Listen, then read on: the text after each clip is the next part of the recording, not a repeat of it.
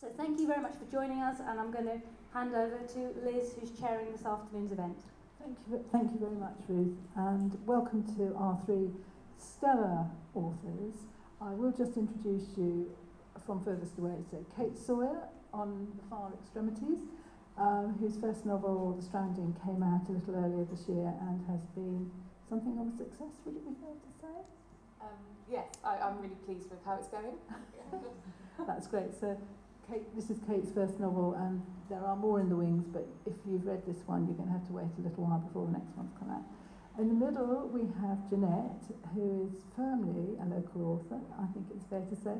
Jeanette, I think, is probably the paciest writer I've ever read, and prolific to boot, who writes, how would we describe them? I think you've written 8, isn't it? Is that right? Yes, 6 published, 8 in total. Yeah, 8 novels, 3 during lockdown, I believe. Yes, that's right. So that's kind of... I made the most of that time. That's some serious writing job. That's really going some. And I think you've had a lot of success, haven't you? And I haven't actually got any novels in hard of Jeanette's, because I've been reading them on Kindle. And I think you've probably been a bit of a wow on Kindle, have you? Is that correct? It's not done too badly, yeah. That's Thank very you. modest of you. We are really modest, aren't we? Okay, cool. Cassandra, big yourself up. So Jeanette Hewitt, who publishes as under J.M. Hewitt, and then we have Cassandra Parkin, Hello. who is all the way from Hull, and has written a diverse range of novels, not one of which is mirrored by the next. And although I've only read one, I'm absolutely certain that they are all of equally high calibre. Oh, thank you.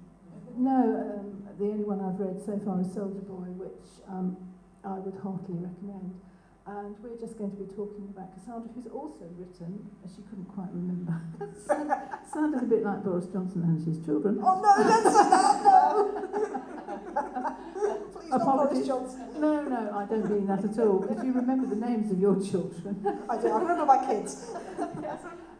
And so I think I'm right in saying you've written 8 with 1 in the wings, is that correct? Yes. Yeah. The Leftovers comes out in October. And certainly when Jeanette was, when Cassandra was talking about that one, I think every one of us who's heard about it thinks, yeah, we want to read that one.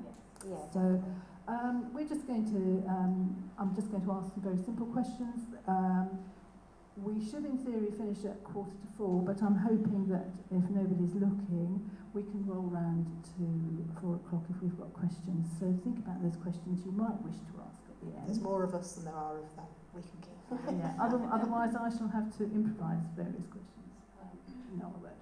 Anyway, I'm going to start off with a question that I asked both Amanda and Ruth this morning, who were the guest authors.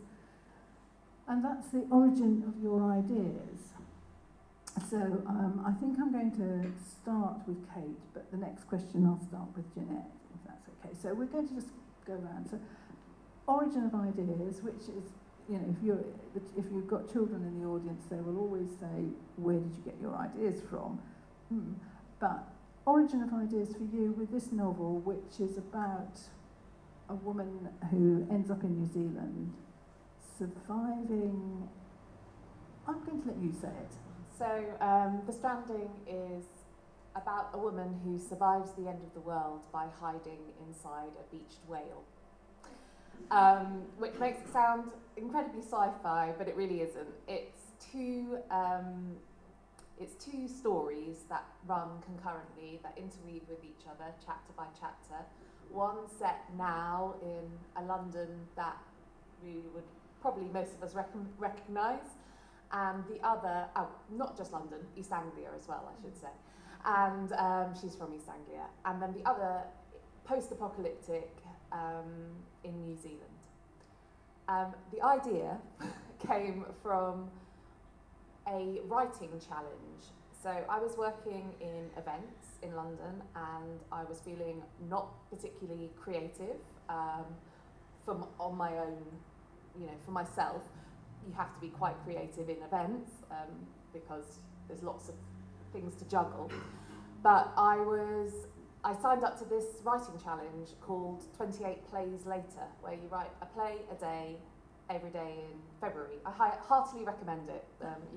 You can search it. But that day, which was, I don't know what day of the week it was, but I remember I was on the bus and I knew that I only had the journey to work, the time to write this play. So I wrote it in my phone, and the prompt was blue whale. And I was just searching my mind for what that was, and I thought, well, where can you see whales? And I remember Googling that, and it said New Zealand. And I just had this image of a family living inside the carcass of a dead whale on a beach in New Zealand. And that's where the idea came from.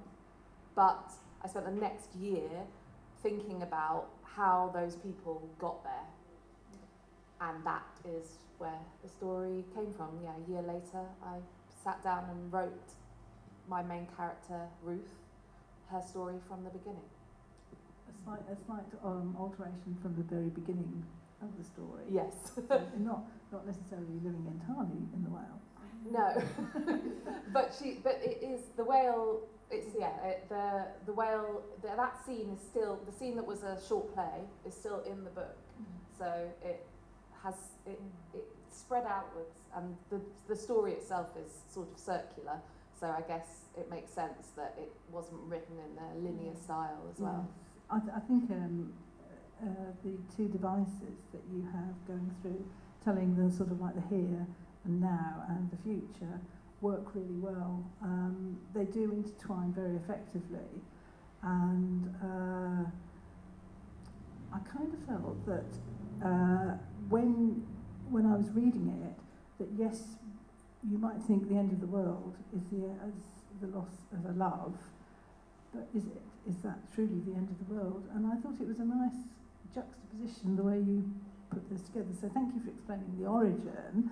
So Jeanette, who has got many novels under her belt, and all of those, although I think it's fair to say some of those interconnect, don't they? Yes, yeah, there's 4 are actually part of a sequel, so there's two, and then there's standalones. Yes, so the Exclusion Zone, which is interestingly set in Chernobyl. So the origin for that one, interesting. Did you actually go to Chernobyl, or? No, but that was the first thing it was the first major news event that I can recall in my life, and we're probably of a similar age. Yeah, exactly. But we didn't have the news like we would access everything today. We would know it down to every minute detail, and we didn't even know about it. I remember clearly where we were when we heard a rumour of it, and I was actually with my mum. We were going on a coach to London, and someone said, "Oh, something's happened somewhere." That was the extent of it, and it might be bad, and it really, really was bad. Yes. And it's only with the recent documentaries and everything that you get down to the nitty-gritty of what actually happened. But that was what sparked the idea that it was my first big news event. And I don't know what happens now, because we get really bad news or huge news every day now, don't we? Yes. And I don't think it was like that back then. Or I just led a really nice sheltered childhood, maybe, and that one slipped through. Maybe your childhood allowed you not to recognise some of the other awful things that were going on. Exactly. But Chernobyl was pretty climactic, wasn't it, in terms of disaster? Certainly. I think also they stopped us going into the playground for a few weeks or something like that. There was something about playing inside, which is why, as school children, you would remember it, because other things didn't impact us in that way, I suppose. No. I remember my physics teacher who used to work at Sidewell B, I think, so goodness knows how he ended up teaching physics at school, but he got some Geiger counters so we could track the cloud as it went over. It was kind of great. It was also kind of terrifying, because something it was like...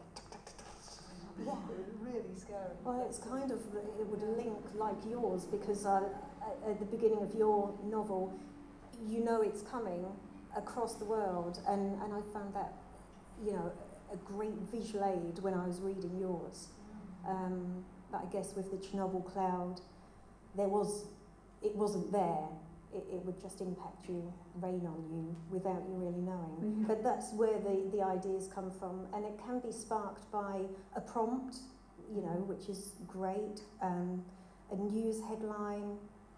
One that I'm working on now was, sadly, I got the idea from the Daily Mirror. I'm so ashamed. Can I change that to the Independent, maybe, or the Telegraph? I don't think you should ever apologise for what you read. And it was just a headline that sparked an idea, which is now, you know, going to be a book. Can we ask what the headline is, or would that spoil the book? No, it wouldn't at all. It was just a woman who had been dating a man, and then he vanishes, but she can't find any trace that he ever existed. And I think, oh yeah, that I could do something with that. I'm sure it will be one. If you just slip us the title. Yes, yeah. I'm sure it'd be one that we would all want to read. Good. Certainly, these things do happen, don't they? And yes, a rather alarming experience. So it's an interesting origin of your particular current writing. So Cassandra, what about yourself? I'm thinking of Soldier Boy, which you'll forgive me if I refer to this one because No, not at all. Not at all. I do think it was an exceptional novel. Thank you. And I was really interested to know whether, in terms of the dealing with post-traumatic stress disorder, whether you had personal experience of somebody who'd had it. And I was interested in the dedications at the front of the novel. Yeah, it's actually dedicated to my friend's son, Harry. Harry wasn't born Harry was born Olivia, and he's become himself in the last year. Okay. And I wrote it sort of came from a place of great rage, actually. First of all, about the way that we lock people into particular roles. You know, we say, that's it, that's you, and this is how you behave, and this is how you have to conform. But also sort of generally from thinking about how difficult it is to be a man in the world that we live in now. Which, okay, I know this is, you know, Wamfest, and here I am talking about men, but it was about the way that, I think we were talking about this just before we started, it's very difficult in the conventional modes of being masculine to accept weakness and process grief and deal with trauma. And I wanted to write about the most masculine man who I could think of. So one of the central characters, Liam, he's a former soldier, he's served somewhere hot and sandy. Depressingly, that's many war zones where the West has got its fingers sticky. And he is processing the trauma of an event that happened to him out there.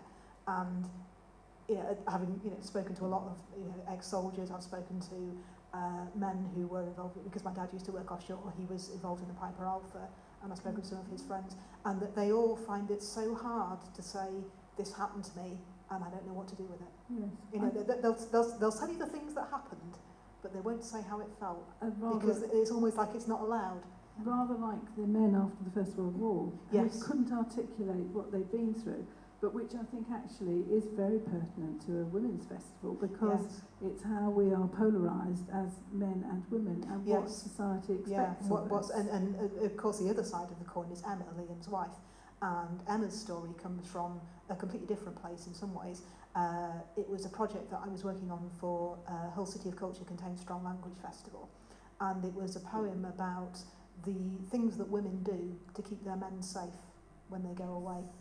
The poem was called Procedures to Keep Your Menfolk Safe at Sea, and it was about the things that the women would do when they were left at home. Like any Hazel Road fishwife will tell you, you never go down to the docks, like ever. You just don't. Yes. You never say goodbye. You don't watch him go. You never put the washing on a sailing tide, because you might wash him on away too. If you eat an egg, you smash the bottom of the eggshell, because otherwise a witch might use it to make a spell to sink a boat.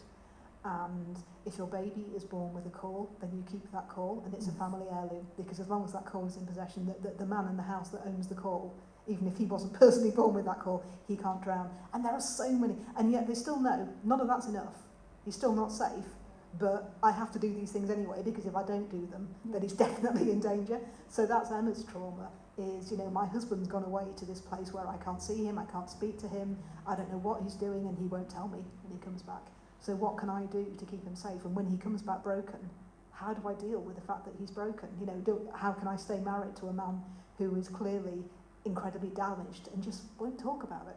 Yes, I think it comes through very strongly in the novel just how much one person's trauma impacts on everybody. Yes, because of course Liam thinks, you know, I am man, I am contained and I'm an island and I'm keeping it all in. And it's not. He's absolutely not. It's a disaster. You know, he's just wrecking his way through his marriage and his relationship with his child. Just everything that he touches is just, you know, he's ruining. But he can't see it because he thinks, I'm hiding it from you. If you really knew, then we'd be in trouble. But you don't, because I'm keeping it for myself. Yes.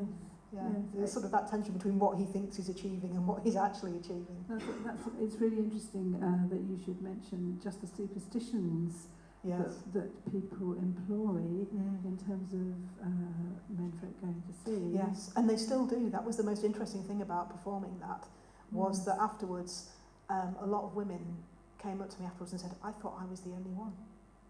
Really? Yeah. I talked to soldiers' wives and fishermen's wives and merchant seamen's wives, wives of people who worked on the oil rigs, and they all said, I thought it was just me.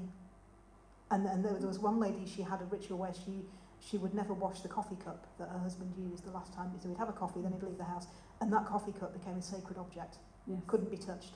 And I noticed that in the book, Yes. which is a really moving element. That it's so small but so pertinent. Yeah, and there was another woman who couldn't wash the T-shirt that her husband had slept in. She had to keep it because, and again, that superstition about washing away the person. And they all said, I thought it was just me. Because we don't talk about that anymore. We're supposed to be rational human beings. It's interesting how superstition does outlast rational, what we think is a rational scientific society, which isn't. My father worked on oil rigs as well. Oh goodness, yes. From your areas, from Grimsby. But I thought that everybody listened to the shipping forecast when I was growing up. I thought everyone listened to the shipping forecast, but it turns out it was just my mum was listening to the shipping forecast because my dad was in the middle of the North Sea. I didn't realise that. There you go. I only realised that when I was like in my 30s.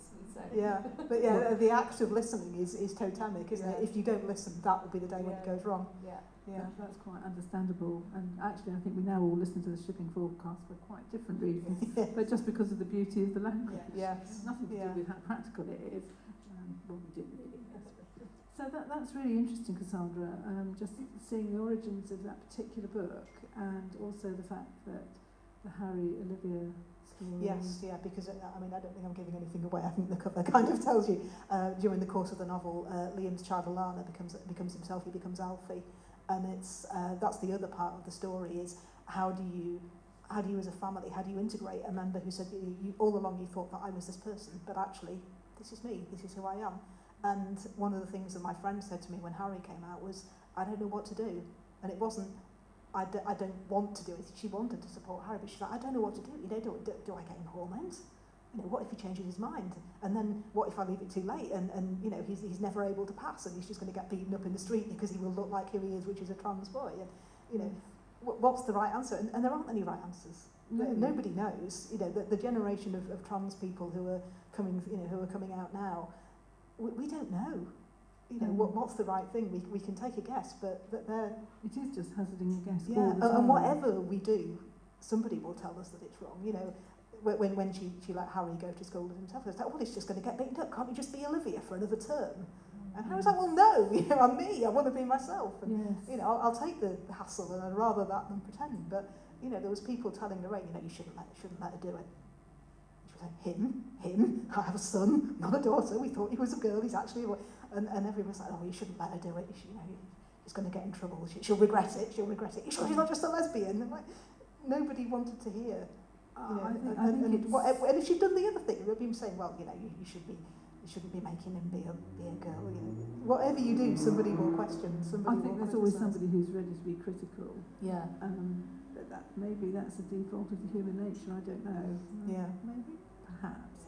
It's an interesting observation because indeed I think looking at the novel and the pairings within the novel and the fathers and the mothers and just how they the differences and the similarities between them, and actually are we making what happens happen, how far does our history go back? Yes, yeah, and how much is our free choice and how much is just a consequence of the culture that we live in. Absolutely, Like, yes. we're all writers because we live in a time where we get educated, even though we're women, and our words get published even though we're women. If we'd been born 500 years ago, we probably wouldn't even been able to write. Physically, we wouldn't have been taught to write. So, we are all the children of the culture that we're born into. Absolutely. I think we always have to see novels in the context of their times. I think that's very important. That's just personal observation. So thank you for just giving me. I went on and on, didn't I? Sorry. No, you didn't. No, you didn't, Cassandra. Everybody wants to hear. Yes, I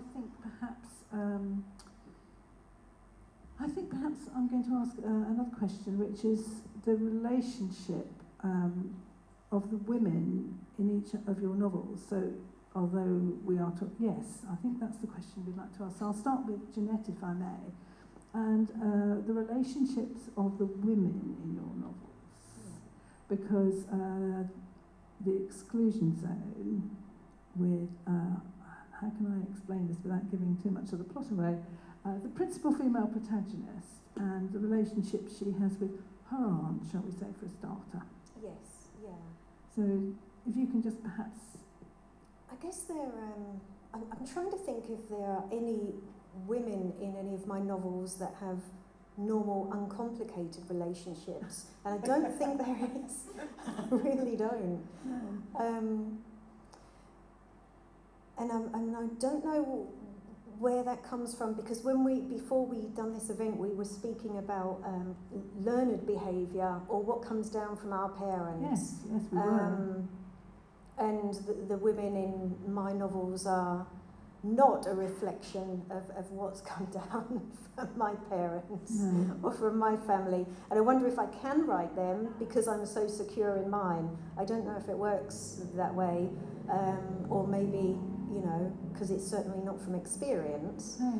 But certainly the protagonist in Exclusion Zone is really on very shaky territory on so many grounds, isn't she? yes, yeah.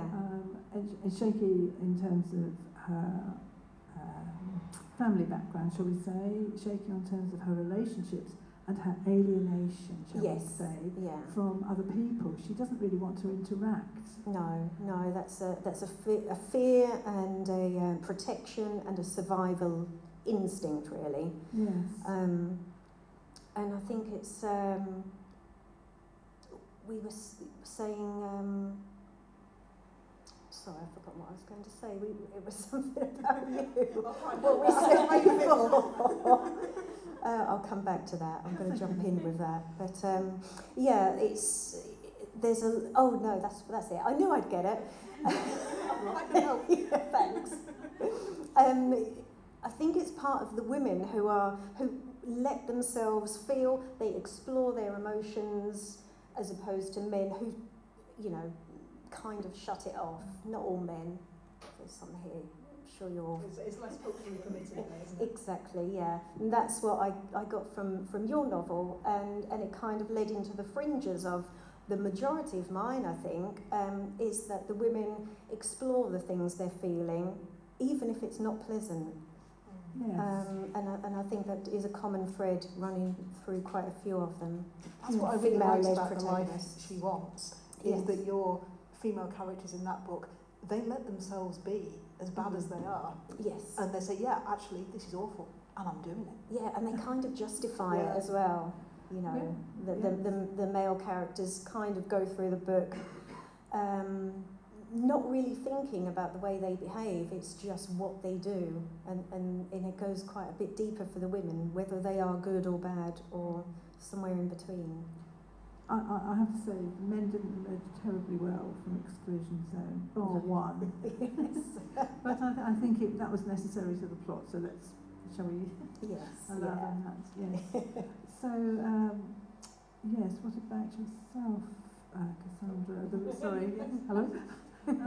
Your relationships between the men and the women in your novels, and I won't refer to Soldier Boy, but perhaps if you've got, say, the Slaughterman, perhaps that would be a good one to talk Yeah. about. You can sell it to me. Oh, okay. So The Slaughterman it's a novel about grief.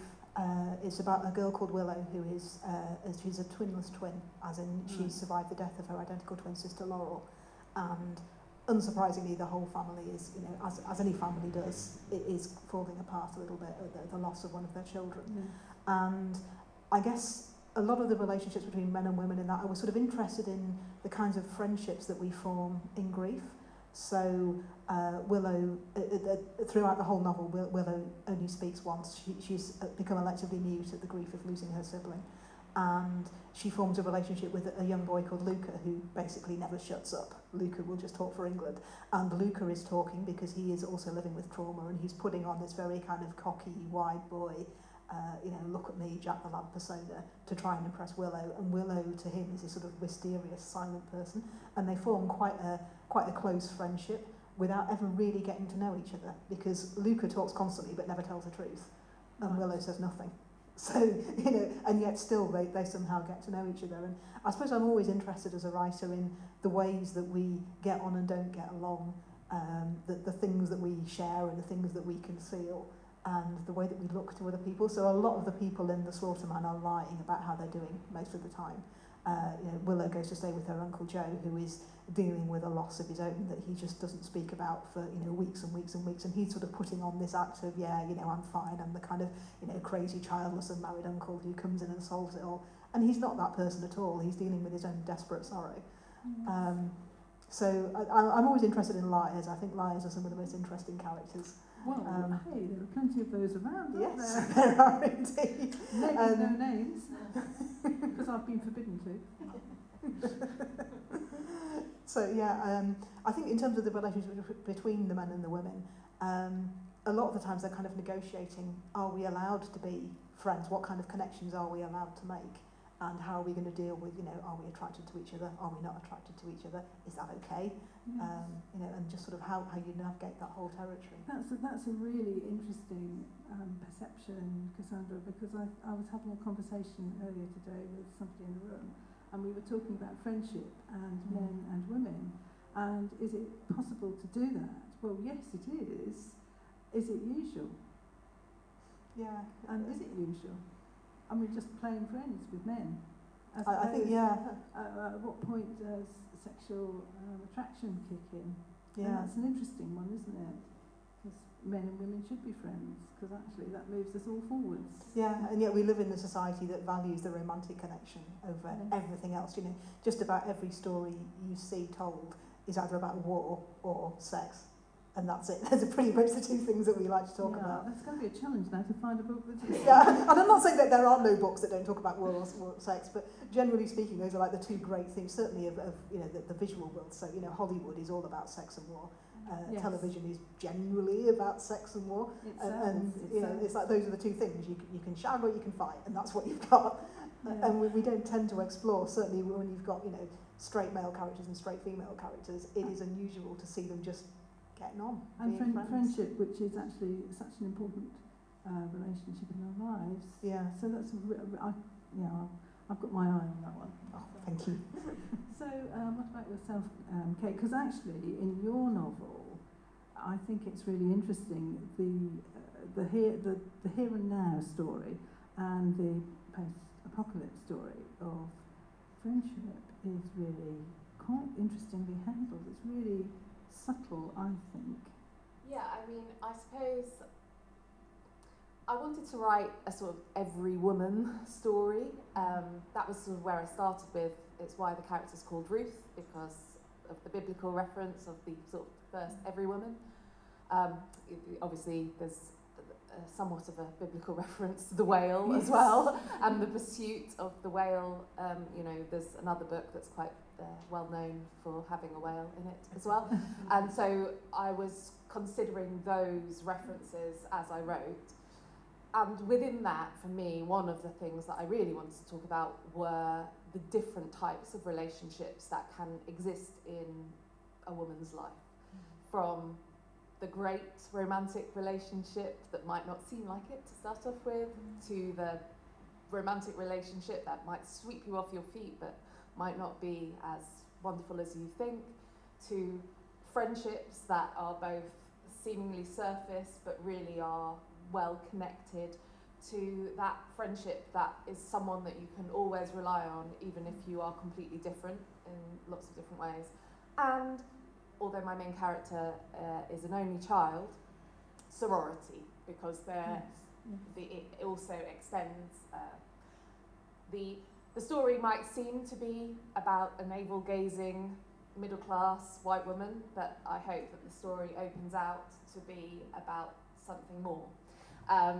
And without giving spoilers, we get to discuss sorority as well within the book, because it's something that, as the oldest of four, 2 sisters and 1 brother, I think the way that sisters and friends, female friends, are portrayed is sometimes, I wanted to write not just my experience of it, but maybe against, sometimes I feel like I'm constantly trying to write against what is an assumption. So, yeah, but trying to make characters do unexpected things, because that's my experience of life, and that people that love each other aren't always cordial. I think that's very true, because actually probably they're the only people you can be uncordial to. That's true. Yeah. And I suppose that's just something I wanted not to ever try and play nice, whilst I did want to talk about love. And so, yeah, I think that's what people have connected to. People have connected to the relationships, whilst it might have this like bombastic idea at the centre of it, which is the whale and the apocalypse. Really, it's just a device to allow me to talk about, you know, love and life, the joys in life and the griefs in life, with 2 different backdrops. That it would be inappropriate for me to talk about the experiences of people that live in this world that don't have the access to the privileges that we have. However, if I use a magical device, I can, and I hope that has allowed for that reflection, those reflections. Yes, I think the storytelling in the novel certainly allows that. And actually, just talking about storytelling, I'm just going to move on to the next bit, which is to do with reading and storytelling, which are so fundamental, such a fundamental thing. Storytelling is so fundamental to each and every one of us. And Ruth this morning was talking about the storytelling from her family and how important it was to her writing. And I think storytelling is just, as Philip Pullman says, something like the third necessity. You know, we need food and shelter, or we need water and shelter, and then we need storytelling, which I think is perhaps carried by women, not always, but I think women often are within the family storytellers. So I was talking to Jeanette just before we came in, and we were talking about Jeanette as a reader. And I'm going to ask Cassandra this story, but actually, how much do you think your own reading, your own listening to stories, has informed you as a writer? Yeah, I think if you want to write, you have to read, and you have to read widely and omnivorously, and not critically, but you have to think about what you're reading and think, why do I like that? What makes that clever? Why do I not like that? How could I, if I was going to write that, what would I do differently? I was really interested in what you said about sort of women as the keepers of stories, because some of my earliest memories are sitting around my grandmother's table with all the family collected, and my grandma telling, oh God, these great rambling stories, and she'd go off like on a half-hour tangent and then say, now where was I? And she'd know. She could go back to, you know, and then that stage, anyway, about the estate agent. Clearly a great performer. Yeah, and it was amazing. And I remember thinking, this is how we construct ourselves. I probably didn't think quite that when I was 5, but there was sort of this sense of, that's who my family is, and I'm part of that tapestry. Yes. And, you know, my kids and my nieces, my brother's kids, we now subject them to, you know, like the family law, because they're the only ones who will remember it. You know, when we're gone, we kind of need to pass the stories on. Well, certainly, Amanda this morning was talking about, you know, being in a room with 3-4 generations of women and stories, and they're all the same. They're all connected, but not connected. Yes. not necessarily. So I think it is interesting that women do carry the stories in the family. I'm not saying that men don't. I'm really not. But my own experience, I think, is similar to yours, Cassandra. Yeah, when I think about the people who told me my family history, Yes. it's always the women. Yes. You know, it's not that my dad and my grandfathers had nothing to contribute. Of course they did, but they weren't the ones who sat at the head of the table and said, No. now, let me tell you about the time your Auntie Monica didn't get married because the groom bailed on the morning of the wedding. Well, yes, and also, I suppose, just harking back a few paragraphs, when we were saying about men not talking about the war experience. And I think for probably our grandfathers and great-grandfathers, war would have been a component they couldn't talk about. Yeah. But Well, my granddad did have one great story about when he was U-boated. He was in the Merchant Navy, and the U-boat they popped up and said, look, you know, we found you. We're going to torpedo your ship, but do you all want to get off first? So they did. And then he was kind of just adrift in his lifeboat, and he washed up off the coast of Africa. Wow. And the locals have been told, you know, keep an eye out for these, you know, skinny, slightly frantic white guys showing up in a lifeboat, and they all got rescued. But my favourite bit about this story is that somewhere in Africa there's a family that have got the other side of that story. Yes. Oh God, do you remember that time when your granddad and your grandma, right, these weird-looking blokes in funny uniforms? I think that, yes, it is a question of perspective. Yeah, and I like that, you know, that's the only point that my family's life has touched the other family's life, and yet still we're kind of connected by that. I think we all ripple out in ways we don't necessarily know, but I love the idea of the perspective somewhere in West Africa, and actually we're all sitting on different sides. I can't think who I was talking to about Enduring Love, the Ian McEwan, where you've got the opening. I don't know if you've ever read it. No. Balloon coming down, 4 groups of people in different corners. Each one has a different perspective of what's happening to the balloon, and I think that kind of mirrors that particular experience. But I think you're right. Well, I would say that, wouldn't I? About you need to be a reader. Yeah. You know, and actually, it's the best thing in life. Who in the audience is a writer working on it, or other than the obvious? Yeah. Anybody in the audience who wants to write or who's writing and hasn't shared yet, or cool. Keep doing it. Keep writing. It will happen. It should do, shouldn't it? Yes. So, Kate, can I ask you that question yourself? You know, how does your reading or your life as a reader inform your writer? Yeah, I mean, I am both voracious for consuming stories. Both, again, grandparents are cited in my acknowledgements because they were both. They used to tell me stories from their mouths. I used to ask for a story from your mouth, rather than a book. And I've always read. My mum's encouraged me to read. She's a great reader herself, and we've discussed books and stories and even the television as though it's real life, you know. But that's definitely. Sorry? Did you ever have books that you weren't? No, I was never banned from any books. I did read some too early, like I read Anna Eastman when I was like 14 or something like that. But you know, I mean, definitely, you know, when you read books like that at such an age, you definitely changes your perspective. You can come to Kafka too early. Yes, exactly. There are books that are probably too early and can also turn you off books, as well as turning you on. But I also think that something that has fed into my storytelling is the fact that I'm an actress. I trained as an actor and have done a lot of work in Shakespeare. And so, you know, you won't have seen me on the telly, but if you've gone to the odd Shakespeare festival or the back of a pub theatre in London, you might have seen me. That sort of career. But mainly Shakespeare and comedy, farce. And to be honest, I'm not sure that there's a better sort of training ground for how story works than that. But in the book, in a world without books, so in the world with books, now that is one of the places that my main character finds solace, and that has always been true for me.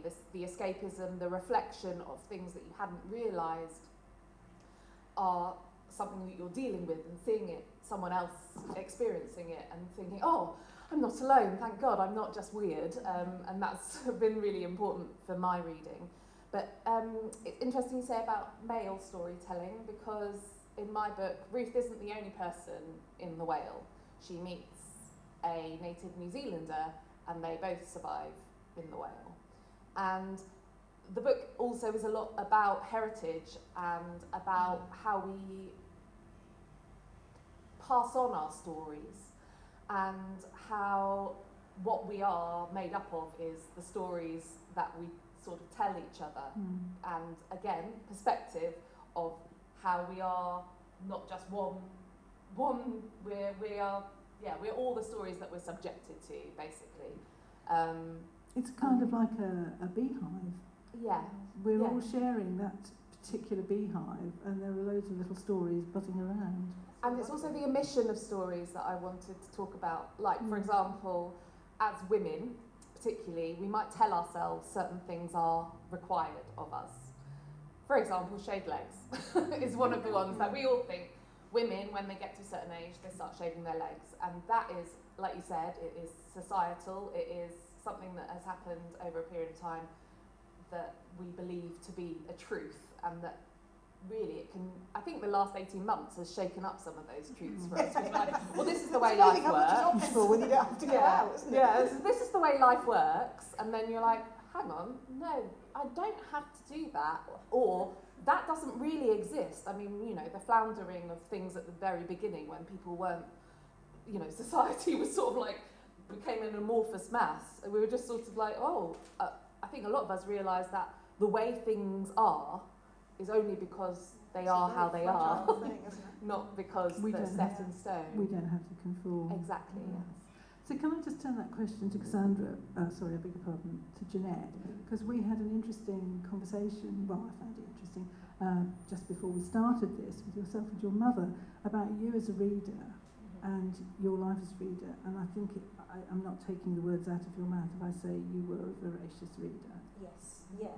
Yes, that was interesting, that conversation, because we've never looked at it that way before. We've just known that I read, that my mum reads, that her parents read, and I found that really interesting.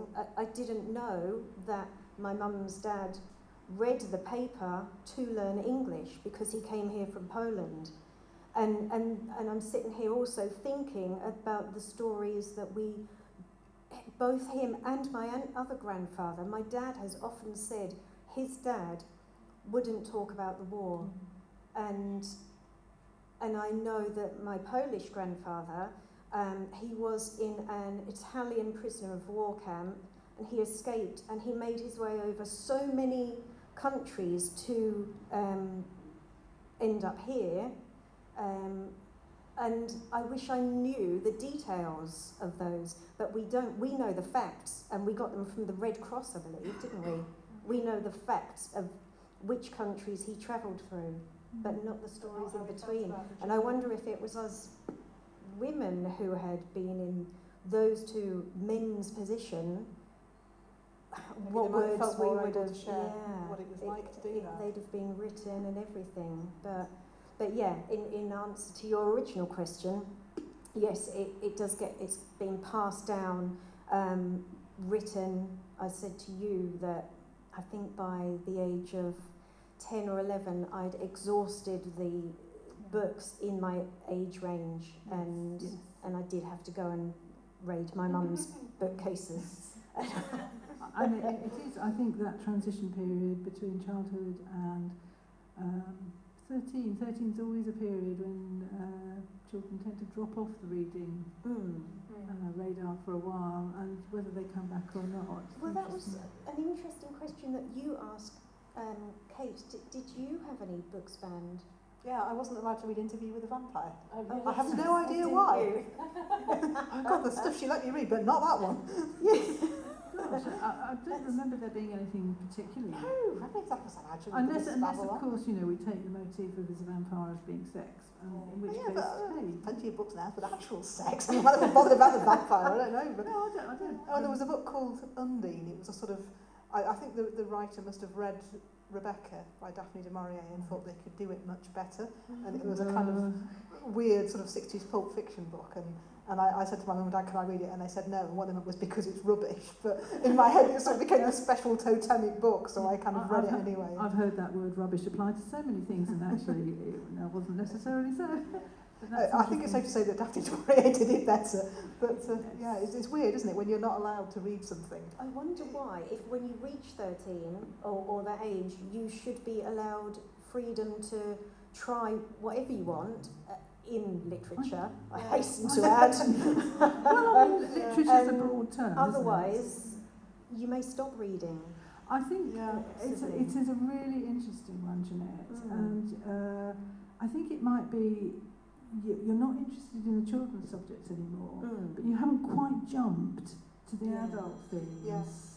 I don't know, but but clearly you survived it because you continue to be a very voracious reader.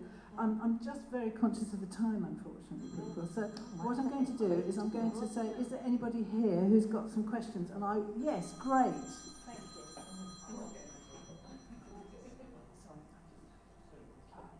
Thank you very much. Kate mentioned A World Without Books, which sounds frankly quite terrifying from my point of view. Just a simple question. If you had to rescue one book or take to a desert island, what book would it be? I've been asked this question a lot. It's funny, isn't it, that you... I hadn't really thought about my top 10 books ever until I published a book, and then people have asked me that quite a few times. I think my favourite book, it's so hard, but I really love Knights of the Circus by Angela Carter. Yes.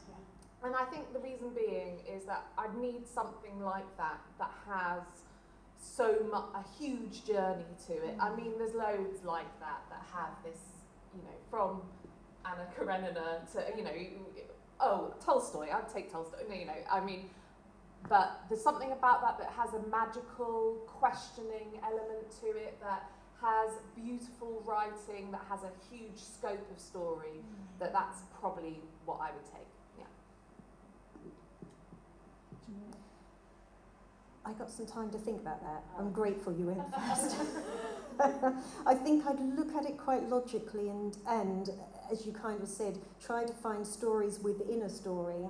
And there is one book that I read quite a lot, and it's Bruce Chatwin's The Songlines, which isn't, initially I was thinking I'd get a really big book, so it would keep me going. But, I think it would be The Songlines for all the stories held within the one story. Well, the time has not helped me at all. I would, it would have to be either Alice's Adventures in Wonderland and Through the Looking Glass, which is 2 for the price of 1, even though they're published separately. Good choice, yes. Or the complete works of Jane Austen, published as one big fat volume. So I've cheated on both of them. And if I absolutely had to have only one, I think it might be Mansfield Park, but it would just about kill me. Do you know what? Ruth will probably disagree with me, but Mansfield Park, tip-top favourite. She's my favourite. There's so much in that novel. Yes. It's terrifying when you think the concepts within that novel. So, I love you, Cassandra. I love you too. I want to have and we both love Fanny I want to have your book babies. Let's make it happen. Yes.